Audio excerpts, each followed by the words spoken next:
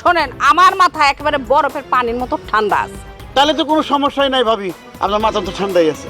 একটা কথা কি, আপনি নিজের অনেক চালাক মনে করেন।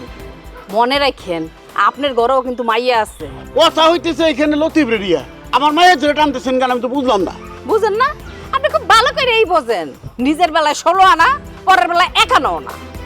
ভাবি বুঝাবার কি আপনার কথা কবার পাপ হয়ে গেছে। সরি সরি ভাবি, আমি সরি সরি। ইংলিশ শিখছে, কথায় কথায় সরি।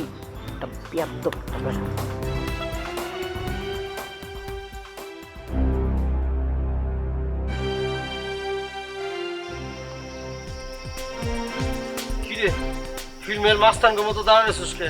পথ আটকায় ঘটনা কি? আমি এক চান্সে বিয়ে পাস করা একটা ছেলে, তুই নাকি বলছস আমি ইংলিশ তো দূরের কথা ঠিক মতো বাংলায় লিখতে পারি না। যেটা সত্য সেটা তো বলছি। আমি বুঝলাম না লতিফ, তুই আন্ডার মেট্রিক হইয়া একটা বিয়ে পাস ছেলের শিক্ষাগত যোগ্যতা নিয়ে তুই কিভাবে প্রশ্ন তুলস?